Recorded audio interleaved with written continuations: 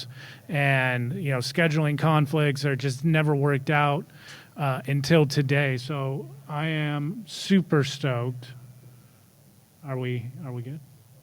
I am super stoked to welcome to the stage Ms. Dee Wallace and Mr. Henry Thomas.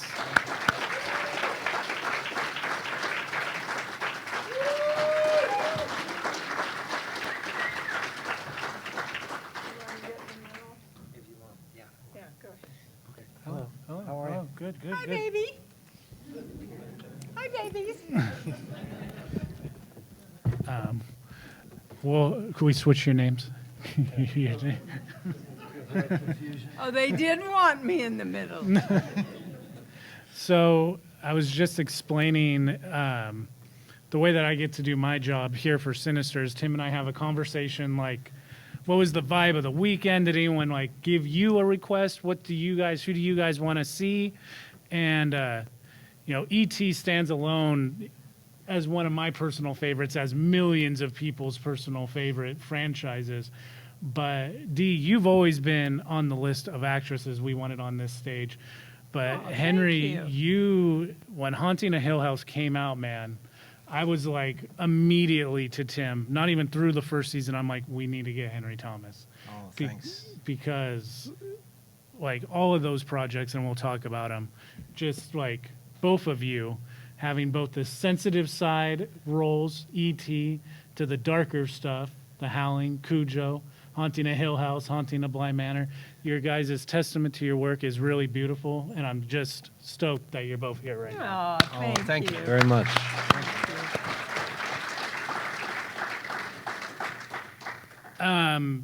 E.T. over 4 decades ago it comes out, and it has just continuously withstood the test of time. Dee, you called it. I asked you if it was true, if you called it, and you said absolutely. The Wizard of Oz for a generation. Yeah, it's our new Wizard of Oz. It's going to go on forever, And the 40th re-release has a ton of special features on it, and they have all these behind-the-scenes interviews with you guys, and hearing you at different points of your career get asked about this movie. It's cool how your perspective has evolved. How would you say, Henry, from playing Elliot at a young age to now, how has it evolved?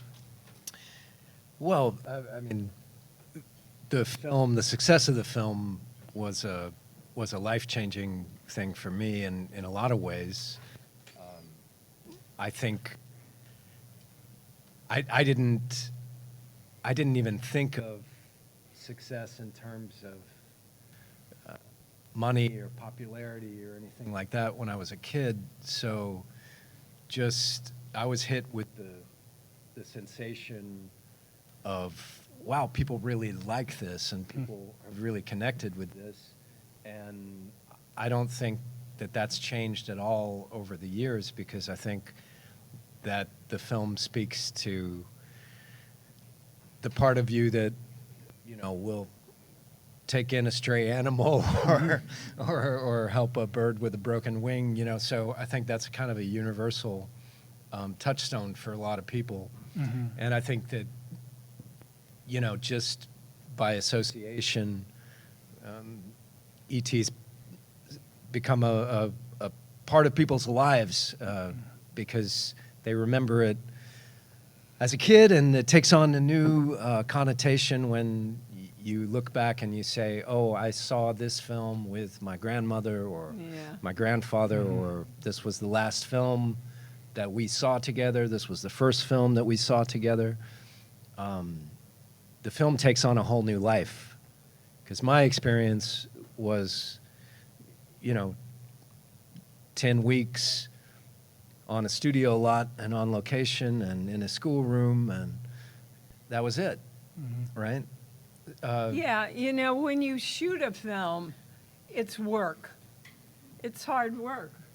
You get there at 7 and you leave at 7 and you work hard. And the fun is when it comes out and the audience gets it and embraces it and makes it a hit, and it lasts forever and changes people's lives. And this film does change people's lives. It just reaches into your soul and reminds you what's important. Absolutely. I think that the quality of just good values that are in E.T. that are showcased by Elliot are really just, rampant. Like, the kid, goes on this adventure, and it's just like every kid's adventure, but he not only is that, he's like E.T.'s knight in shining armor. He's brave. He's willing to fight. He's not going to give up. Halfway through the movie, he kind of says he wants E.T. to not go home and stay with him, but he is it's not even like adopting a pet as much as he's like adopting a family member. Like, he's ready to go to the end for E.T. Yeah. Well, the idea was that Elliot didn't have a lot of friends, and he was kind of a weirdo and an outsider and the middle kid, and E.T. was kind of his best friend, and also suddenly he has E.T. and now he's the cool kid. Yeah. Right. And Dee, you have such like a reserved strength in the movie because you're a newly single mom who is being this mother figure to these three kids, and as going to film school, they teach us to watch the movies with such more depth and have such a greater appreciation. So, yeah, you're the parental figure of the film, but rewatching it as an adult and seeing your performance alongside Elliot's adventure is really cool to watch because she's a layered character, and you would think that E.T. is this little boy's alien adventure, and I'm not surprised it's Steven Spielberg, but the fact that you also have your journey that kind of parallels the kids as you go through, and then you find out finally, oh man, he's not making it up. E.T. is an actual alien living in my house.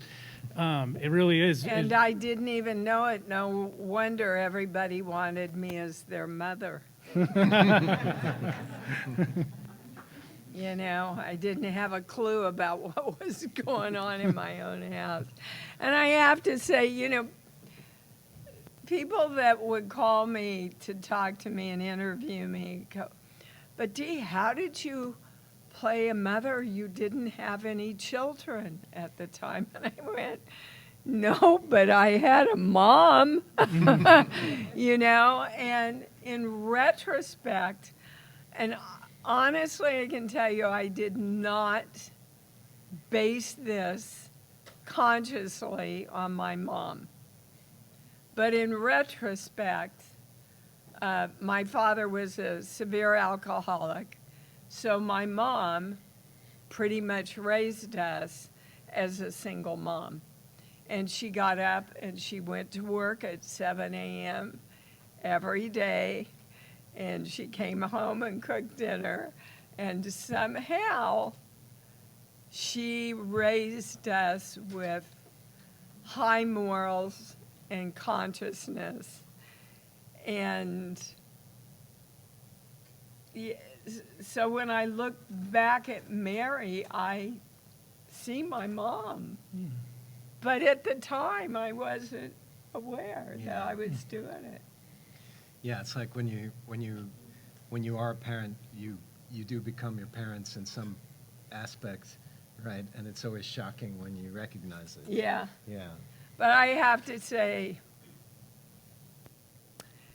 sorry, here come the tears, which is why I'm an actress. I have to say, I could own every single solitary characteristic of my mom and be incredibly proud of who I am. Yeah. Yeah.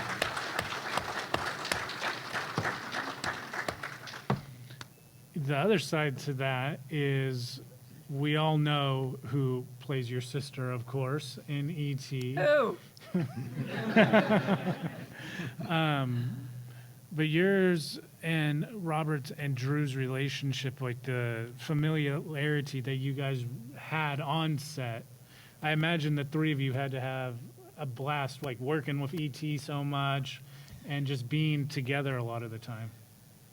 Yeah, I mean, that was one of the high points for me as a kid on set, is that there were other kids on set. And that was exciting for me because I had done one film before E.T., and I had worked which was Raggedy Man, a film with Sissy Spacek that was released in 1981. I think we filmed it in 1980, 81. But I didn't have much experience on sets, and I had never talked to other actors that were close to my age.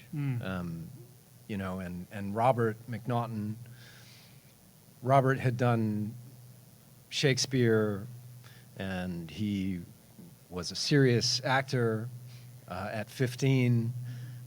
And I really admired him, and I kind of, you know, looked to him for advice and everything, and we're still friends. But Drew was only 6, and she couldn't read at the time, so we would have to kind of talk the scenes through, and she would get her dialogue that way, because she couldn't study the lines. And then she would direct. Yeah. Well, Drew was like, you know, 3 feet tall and, you know, with 18 feet of personality. You know, oh, my God. Drew came up to me the first day on the set, and I'm sitting in a high director's chair. And she came up and looked up at me, and she went, "Hi, Dee, I'm going to sit on your lap now." And I said, "Okay, Drew, come on up." And when we got to the scene where E.T. was dying, she was on the other soundstage. And so Steven said, "Go get Drew." So I went to get Drew, and I said, "Okay, we're going to go do the scene where E.T.'s dying, but you know he's just acting, Drew. He's just acting like the rest." "I know, Dee. Do you think I'm stupid?" So I pick her up. I walk her into the set. She takes one look at E.T. and goes, "He's dying!" And Steven's going, roll it. Quick, get the tears, quick. So that was the two dichotomies of Drew, you know. You know, you mentioned how Drew would direct, but the actual director, of course, like people always have nowadays the Mount Rushmore conversation. Who's your Mount Rushmore of blank? Oh, Mount Rushmore of directors, you know, Steven is definitely on mine. So what was that like each for you guys as a adult actress and then a child actor working with him? Steven was like a kid himself. Yeah, well, when we did E.T., Steven was 33, and he wasn't, I mean, it was a situation where, you know, he had had a few hits, but nobody really took him seriously as well, he wasn't Steven Spielberg, right. You know. No one took him seriously as a serious director. You know, he kind of made, you know, kind of popcorn movies. So it was exciting because he was famous, and I had seen Raiders of the Lost Ark, and I was a big Star Wars fan. I knew of his association with George Lucas and all of that. So as a 10-year-old boy, it was very exciting to be working with him.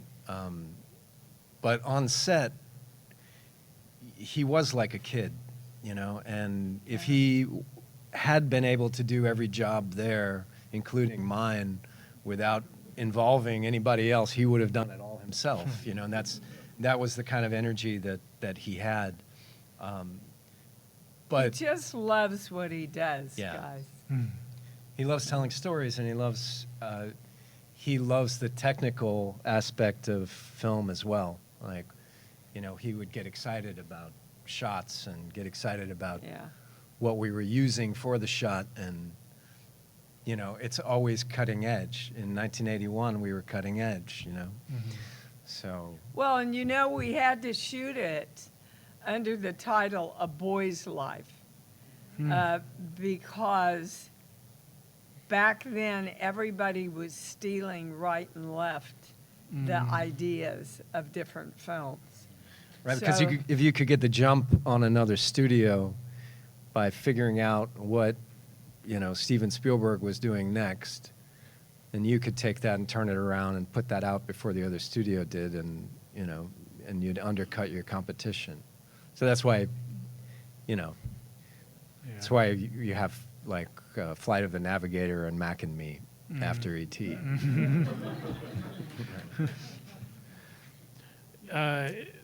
The E.T. ride in Universal Studios Orlando, I think now in the fandom is kind of akin to the Haunted Mansion at Disneyland. Like, it'll never get replaced. Like, no one messes with it.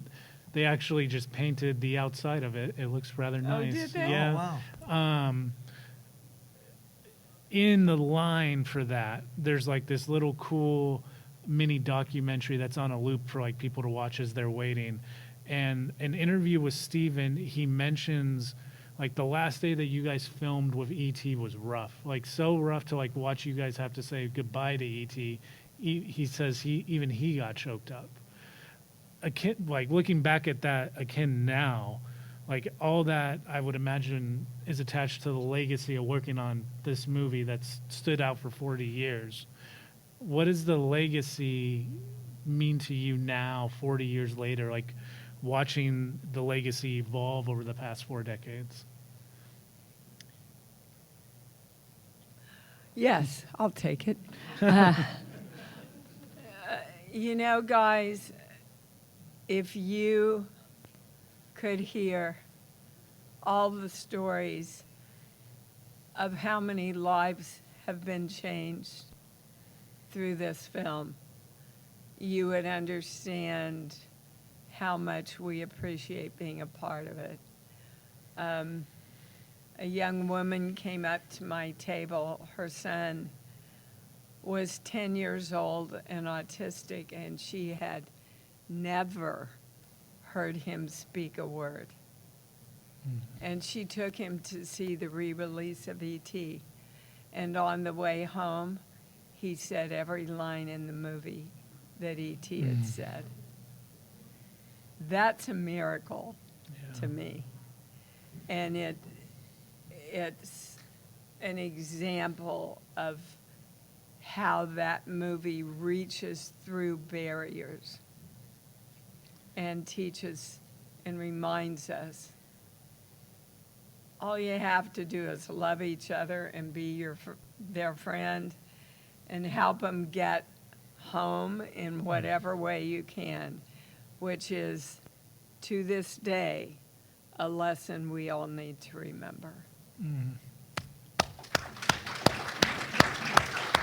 I think it's also important that that you guys take credit for it as well, because Oh, for sure. you know, we just made it. Like, we told the story. You can tell as many stories as you want, but it doesn't matter unless people are listening, right? So audiences are responsible for Yep. giving this film the life that it's had, and it's always been that way. But I mean, this film lives and breathes on all your memories. Absolutely, man. In your hearts. Yeah.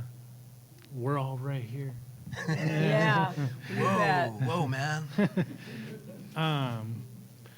Well, moving past ET, because a lot of our fans that come to these, of course, are horror fans as well.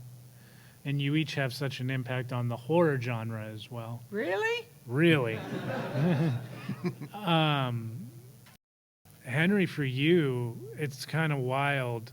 It's always fun when someone starts out as a child actor, you and Drew, and you guys stay in the business to watch how you guys evolve with your craft. To watch the drama unfold. Yes, and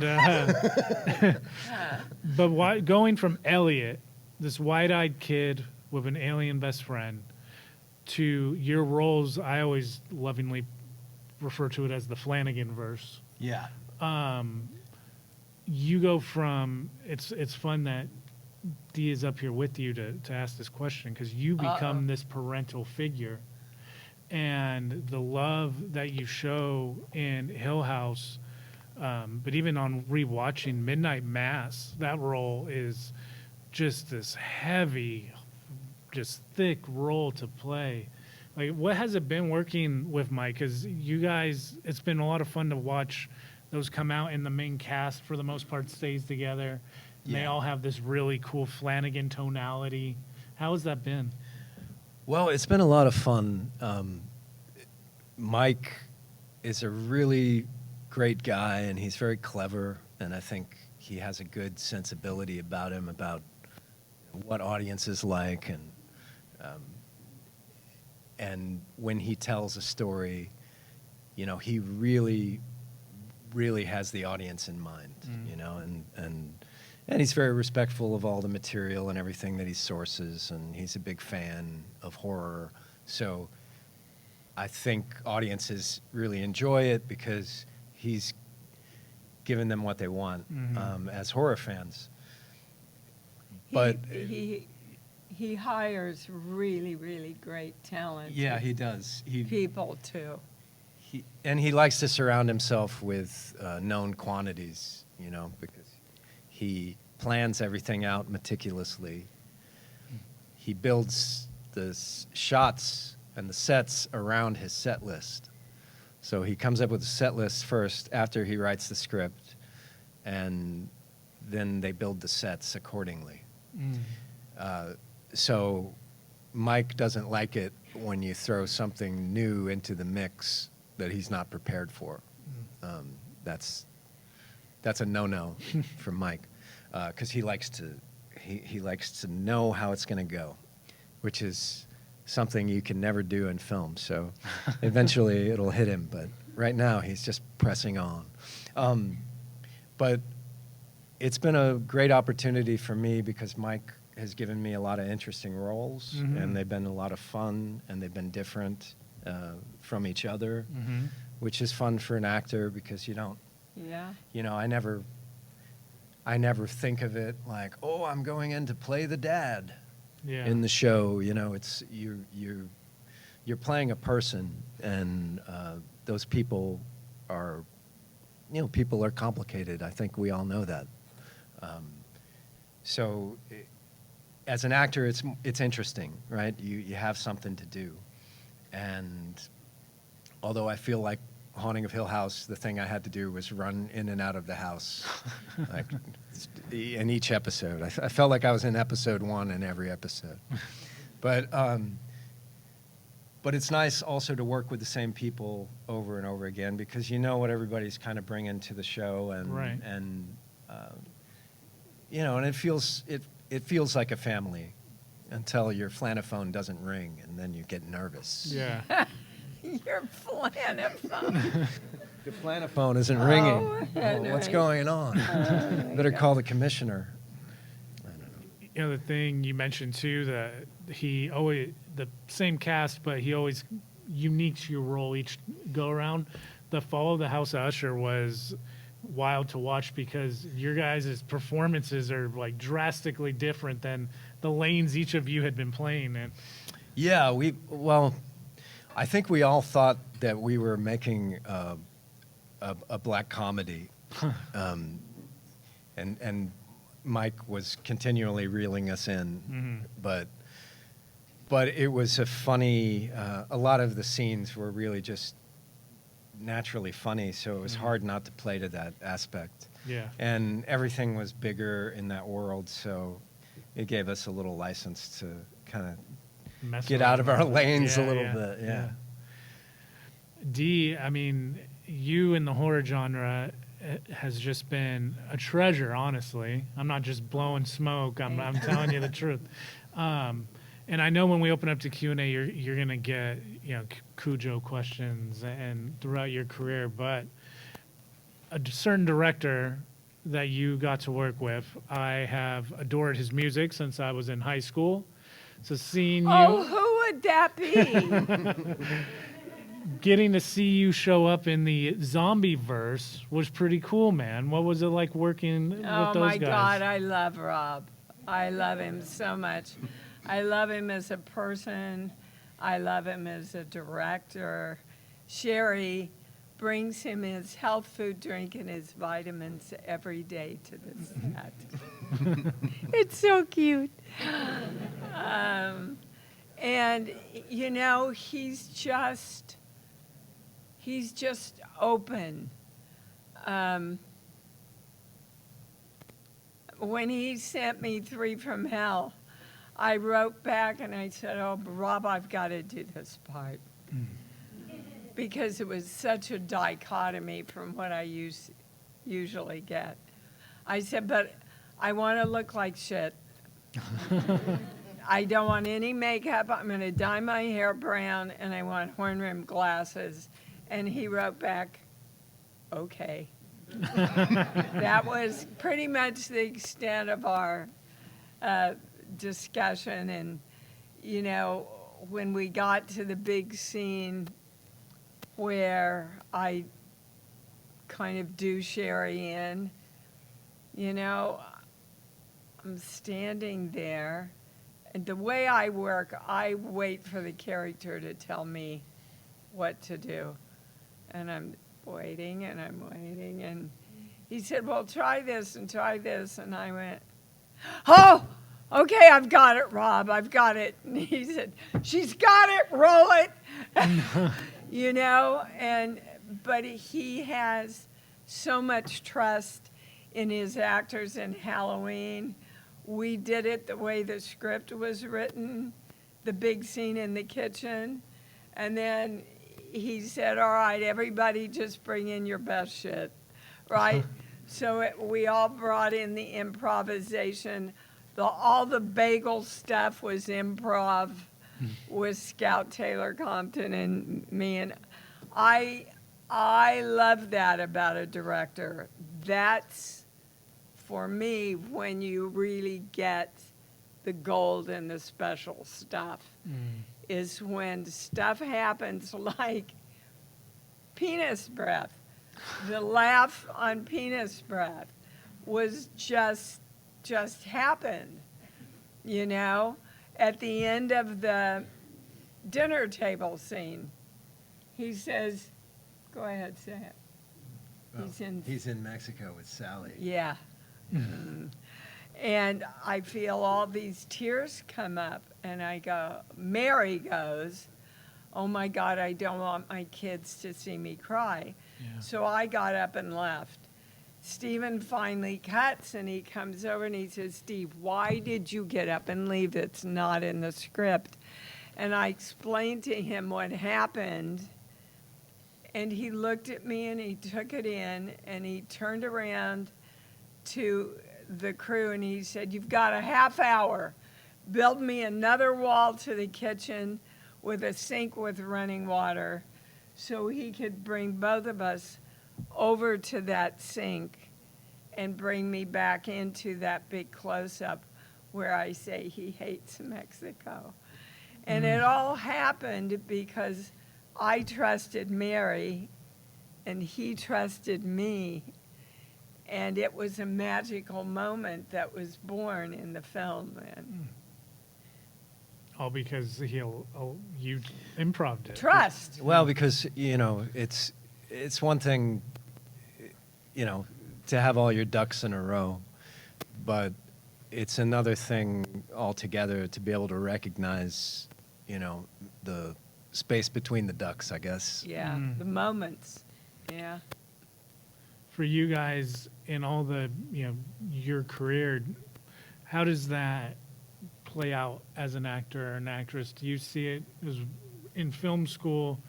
You know, I went, you know, particularly for like writing, directing, overall overseeing type classes, and so the way my brain works is, you know, it's almost like its own storyboard of how I would like the scene to go when I'm looking at a set, or you know, the actors haven't arrived yet and I'm planning it out. Is that kind of how it is for you guys as actors and actress? Like, do you play it and out? I think the goal is knowing what you're going to do and being open to anything else that's truthful that comes in. Mm-hmm. Yeah, because I mean, if you're too in your head and you're too on the nose, then it's boring. Mm-hmm. Like nothing is exciting about that. Like, you know, congratulations, you can memorize words. Yeah. It's not. It's just a muscle, you know. Yeah. It's like the guys at the gym that do this. They can do this really well. But you know, that's the nuance and the magic is because when it's on the page, it makes you feel a certain way. Mm-hmm. But when you get in the environment that the scene is set in, sometimes, you know, you see things and you see opportunities there that you didn't think of before because you weren't thinking that in the corner of the room there's a desk with a telephone on it or whatever it may be. You know, that might give you a new idea for how the scene's going or what your character is thinking. Sure.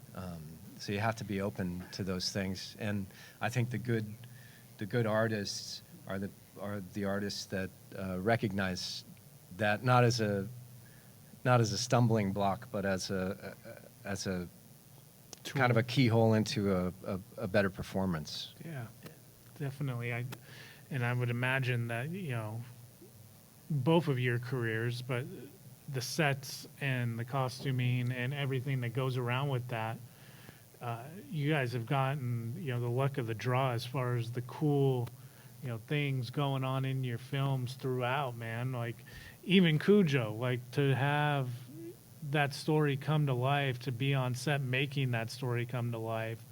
Your guys' projects have cumulatively, you know, really been a lot of fun to watch just as a fan. Nonetheless, I can't imagine to have worked on. So, Well, it's always more fun to watch them than to work Oh, on it. yeah. Well, it's like watching paint dry because it takes forever, and you know, I mean, a lot of people, you know, sometimes you're shooting the same scene for a couple of days. Try 3 weeks. Well, yeah, Yeah. but that's the thing is it's the time, the relative time frame is a lot different. So it always feels disjointed when you're working. And also, you know, actors, film isn't really the actor's medium, so we're subject to whatever the cinematographer is, how he's shooting us, however the editor is going to cut the performance. You know, there are a lot of moving parts. So I try not to worry about that stuff when I'm there. I just try to think about what I'm doing that moment. yeah. And I think, you know, we're kind of, as actors, we find ourselves in that position a lot because, you know, you talk about careers and everything. You know, it's like my career happened. I didn't really, you know, the only part I had in it was saying, yeah, I'll do that, or I wish I could do that, or no, I can't do that. And, you know, so there are a lot of things that I feel like I was just a passenger with, and you know, you kind of put in that position as an actor. You have to get used to it. Before we make sure we get all your guys' question asked, I just wanted to give you guys the opportunity, because in the research for the interview, I saw your names attached to some upcoming projects that sound really cool. So if there was any that you wanted to tell us about, talk about in particular, that are coming out in the future? I have 11 films coming out. And I thank you. Can't keep an old girl down.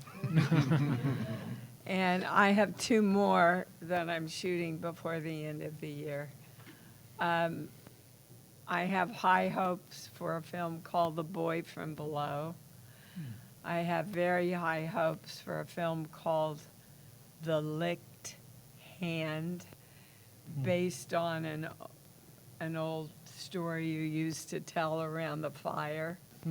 You know, when they called to offer it to me, I said, I have to talk to the director. And I said, dude, I really, really want to do this. I don't know if I can anymore. Because energetically and emotionally, it was another Cujo. And he said, Dee, we'll have a stunt person, we'll have a stand-in, whatever you need if you need to take a break. I just want you to do this film. So I said, okay.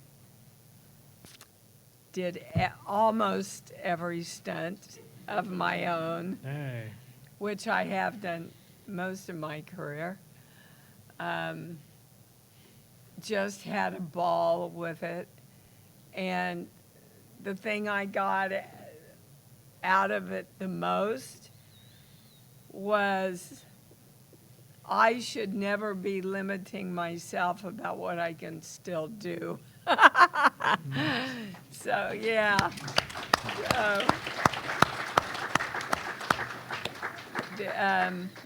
Southern Scares is another one. The Peppermint Twist, really fun family Christmas thing, really fun. So a lot of good stuff. That's great. Right on. Yeah, and I think, you know, for all of you, the more successful you want to be in whatever you do, have fun. Just love what you do, and you'll be more successful at it. Definitely. Henry, what about you? So I've got a film that I was a producer on called Due West. You didn't hire me. I know. But we shot out in West Texas last year, and it's a very small town story. Anyway, we're on the festival circuit. We won. We've won the best film and the audience award at 2 festivals now. Oh, goody. Yeah. Nice. So thanks. And so it'd be very nice to. What's the name of it? It's called Due West, and it's Adrienne Palicki is the lead. She was on Friday Night Lights, and it's really her story about a girl in West Texas who's trying to decide if she wants to keep or give up an unwanted pregnancy. And I play the preacher who kind of is her counselor or go-to thing, and it's a great little film. That film may have a release in the next year or so, but right now it's on the festival circuit. And then I have another film called The Asylum, which is a psychological thriller, also independent. And then kind of a coming-of-age story about a girl who decides she's going to be normal to fit in high school, and I play her dad, who's not normal at all. And that's called Normal with a capital N.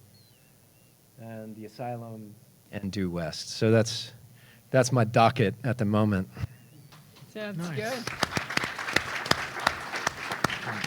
All right, let's open it up to some Q&A right here in the front. Henry, one of my favorite films of all time is Legends of the Fall. Oh, yeah, It's thanks. phenomenal. I don't think it's brought up enough. I think it should have won the Academy Award.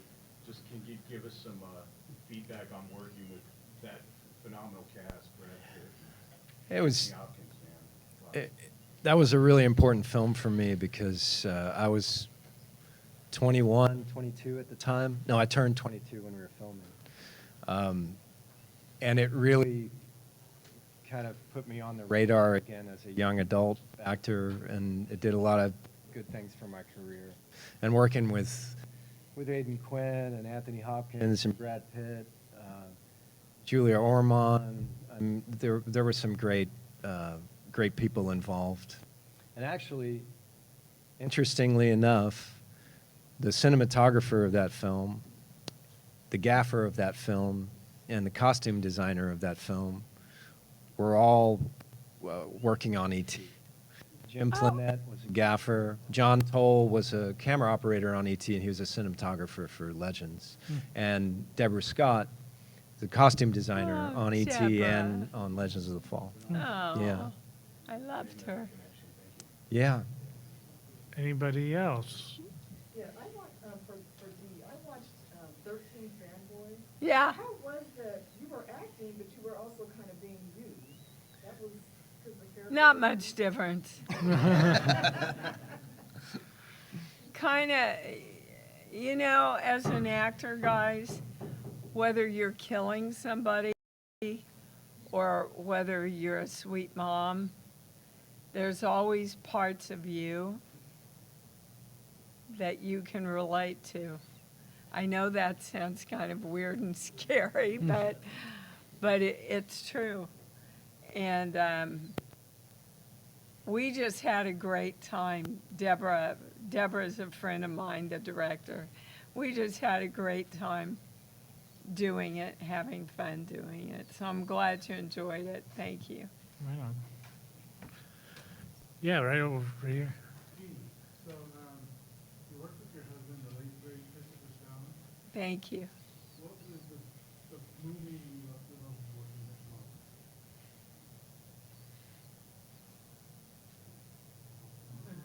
most? Probably the Howling, because we were engaged when I got the Howling. And Dan Blatt, our producer, called and said, you know, Dee, we've got a great cast. We just can't find the guy to play the husband. And I said, well, what exactly are you looking for? Well, he's got to be very virile, but with a sensitive side. And I went, I'm engaged to him. And in the next second, I thought, don't you dare say that, they'll never hire him. So I said, you know, there's this guy I did Chips with, Christopher Smith or Stone, some S word. So they went out and they found him on their own and brought him in. He got it on his own. And the next day, the producer, Dan Black, calls me in. I pick up and he says, Dee? And I said, hi, Dan. And he said, oh, you know that guy you mentioned? We had him in and we really liked him and we hired him. I'm sorry, I thought I was calling his number. And I said, you are. And there was this long pause and he went, oh, shit. I said, look, you only have to get one trailer, Dan. Think of it that way. They were so happy that they had Christopher on that set because I had not yet learned how to take my part and separate it from me. And so there was one instance, for example, where somebody on the crew thought it would be a lot of fun to put a blank in the rifles. When we were in the car rehearsing when all the werewolves attacked the car and the gun went off, well, they lost me for 3 hours. If Chris hadn't been there, I probably would have been gone for the week, you know. But Chris went out and said, okay, she's not coming back until the guy's fired. I mean, that's inexcusable, guys, to do things like that. That's how people really, really get hurt on the set. So, but we also had a lot of fun in our trailer in between. Just saying.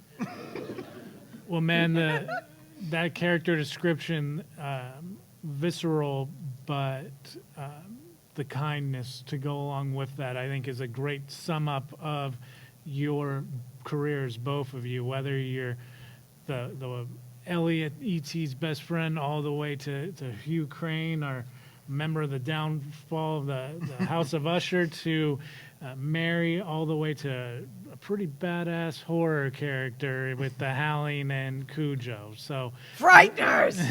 Oh, yeah, right.